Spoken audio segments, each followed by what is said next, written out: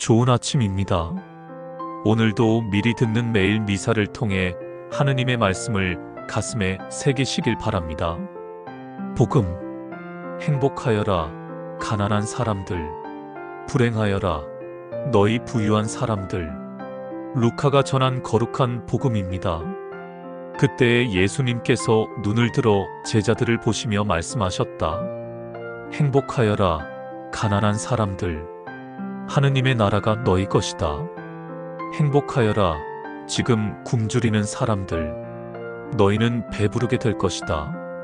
행복하여라 지금 우는 사람들, 너희는 웃게 될 것이다.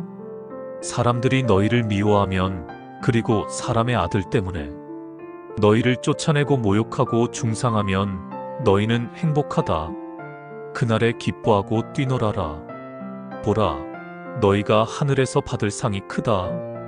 사실 그들의 조상들도 예언자들을 그렇게 대하였다. 그러나 불행하여라 너희 부유한 사람들, 너희는 이미 위로를 받았다. 불행하여라 너희 지금 배부른 사람들, 너희는 굶주리게 될 것이다. 불행하여라 지금 웃는 사람들, 너희는 슬퍼하며 울게 될 것이다. 모든 사람이 너희를 좋게 말하면 너희는 불행하다. 사실 그들의 조상들도 거짓 예언자들을 그렇게 대하였다. 주님의 말씀입니다. 그리스도님 참미합니다. 잠시 마음을 가다듬고 오늘의 말씀을 묵상해 봅니다. 오늘 복음에서 예수님은 4가지 행복과 4가지 불행을 말씀하십니다. 가난한 이들, 굶주린 이들, 우는 이들, 그리고 박해받는 이들이 행복하다고 하십니다. 반대로 부유한 이들, 배부른 이들, 웃는 이들, 사람들에게 칭찬받는 이들이 불행하다고 말씀하십니다. 이 말씀은 단순히 가난과 부를 나누는 사회적 구호가 아닙니다. 예수님은 우리의 시선을 세상에서 하늘로, 눈에 보이는 현재에서 영원한 하느님의 나라로 옮기도록 이끄십니다. 세상에서는 가진 이들이 더 존중받고 웃는 이들이 더 행복해 보입니다. 그러나 주님께서는 그 끝을 바라보라고 하십니다. 가난하지만 하느님만을 의지하는 이가 결국 하늘나라를 차지하고, 지금은 배고프고 눈물 흘리지만 주님의 위로 속에 웃게 된다고 약속하십니다. 이 말씀은 우리 삶의 방향을 되묻습니다. 나는 지금 무엇을 추구하며 살아가고 있을까? 더 많이 가지려는 욕심 속에 나를 묶어두고 있지 않은가? 사람들의 칭찬을 의식하다가 하느님의 눈길을 잊고 있지 않은가? 가난하다는 것은 단순히 물질이 없는 상태를 말하는 것이 아닙니다. 내 마음이 하느님을 향해 비워져 있는 상태, 내가 가진 모든 것을 주님의 선물로 받아들이고 겸손히 나누려는 자세를 뜻합니다. 그런 마음을 가진 사람은 어떤 상황 속에서도 주님의 나라를 경험할 수 있습니다. 반대로 부유하다는 것은 단순히 재산이 많다는 뜻만이 아닙니다. 내가 가진 것에 안주하며 더 이상 주님을 필요로 하지 않는 마음, 내 힘과 능력에 기대어 살아가는 태도를 가리킵니다. 그런 마음은 결국 영혼을 굶주리게 하고 기쁨을 잃게 만듭니다. 오늘 하루 우리도 주님께 이렇게 기도해 보면 좋겠습니다. 주님, 제 마음이 주님 안에서 가난해지게 하소서. 세상에서 잠시 주어지는 만족에 머물지 않고 영원한 기쁨을 바라보며 살게 하소서. 사랑하는 형제자매 여러분, 예수님께서 말씀하신 행복은 눈에 보이는 화려함이 아니라 주님을 따르는 길에서 얻는 깊은 평화입니다. 오늘 우리가 겪는 작은 어려움과 희생도 주님의 약속 안에서 하늘나라의 기쁨으로 이어집니다. 잠시 묵상 속에 내 삶에서 행복하여라라는 주님의 선언이 어떻게 울려 퍼지고 있는지 생각해 봅시다. 이 복음 말씀을 더 깊이 묵상해 보면 예수님께서는 우리에게 완전히 새로운 가치관을 제시하고 계십니다. 세상의 논리와는 정반대의 진리를 선포하시는 것입니다. 가난한 이들이 행복하다고 하실 때 이는 물질적 궁핍 자체를 찬미하시는 것이 아닙니다. 오히려 하느님만을 의지하며 살아가는 이들의 신앙을 높이 평가하시는 것입니다. 가난한 이들은 자신의 무력함을 인정하고 모든 것을 주님께 맡기며 살아갑니다. 그들의 마음은 세상의 것들로 가득 차 있지 않기에 하느님의 은총이 들어갈 자리가 넉넉합니다. 굶주리는 이들이 행복하다는 말씀도 마찬가지입니다. 여기서 굶주림은 단순히 배고픔만을 의미하지 않습니다. 하느님의 말씀을 갈망하고 의로움을 목말라하며 진리를 간절히 찾는 영적 굶주림을 포함합니다.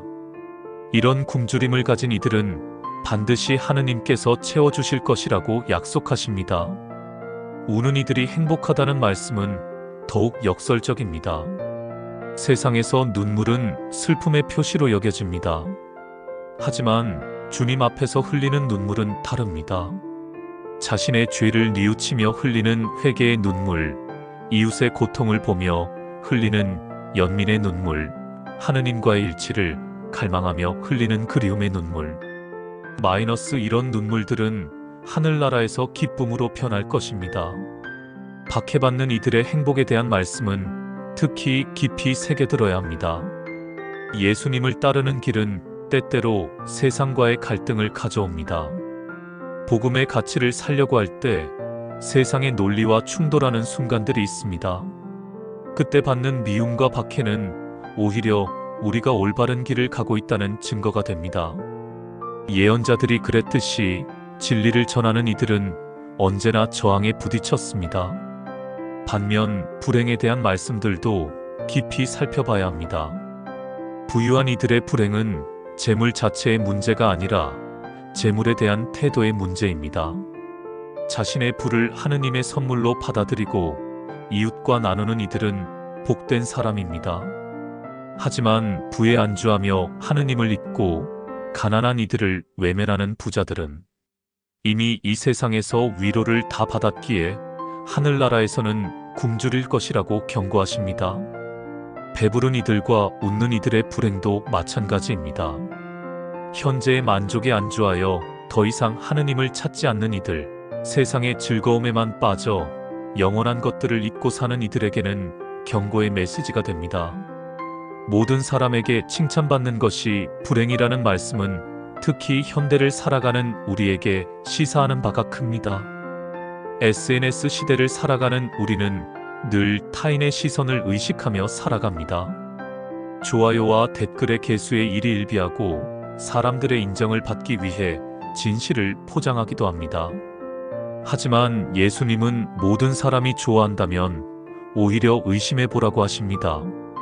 거짓 예언자들이 그랬듯이 사람들의 귀를 즐겁게 하는 말만 하는 이들은 진리에서 멀어질 수 있기 때문입니다.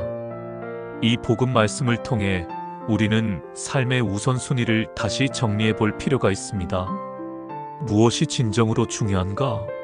눈에 보이는 것들인가? 보이지 않는 영원한 가치들인가? 현재의 만족인가? 미래의 희망인가? 사람들의 인정인가? 하느님의 사랑인가? 예수님의 가르침은 우리를 불편하게 만들기도 합니다.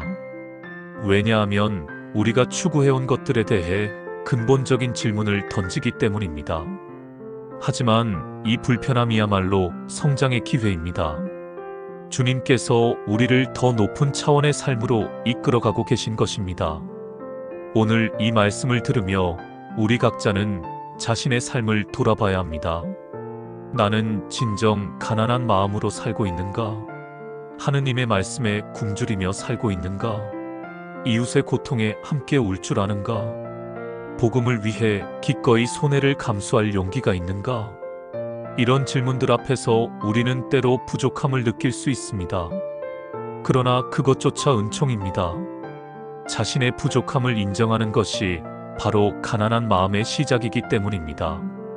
완전하지 못한 우리를 받아주시고 조금씩 변화시켜 가시는 것이 하느님의 사랑입니다. 복음의 역설적 가르침은 우리에게 진정한 자유를 줍니다. 세상의 기준에 매이지 않고 하느님의 기준으로 살아갈 자유를 말입니다. 남들이 부러워하는 것을 가지지 못했다고 해서 불행하지 않고 남들이 인정해주지 않는다고 해서 가치가 떨어지지 않습니다. 하느님께서 우리를 사랑하시고 우리의 삶에 큰 계획을 가지고 계시다는 것을 안다면 그것만으로도 충분한 행복의 이유가 됩니다. 마지막으로 이 복음 말씀은 개인적 차원을 넘어 사회적 차원에서도 큰 의미를 갖습니다. 교회는 세상에서 가난한 이들의 편에 서야 하고 굶주리는 이들을 배불리며 우는 이들을 위로하고 박해받는 이들을 보호해야 합니다. 동시에 부와 권력을 가진 이들에게는 그들의 책임을 일깨워 주어야 합니다. 이것이 예수님의 복음을 살아가는 공동체의 모습입니다. 주님께서 여러분의 마음에 평화를 주시고 오늘 하루도 복음의 기쁨 안에서 살아가시기를 기도드립니다. 진정한 행복은 주님 안에서 찾을 때 비로소 완성됨을 믿으며 오늘도 겸손한 마음으로 주님의 길을 걸어가시기를 축복합니다. 그리스도님 찬미합니다.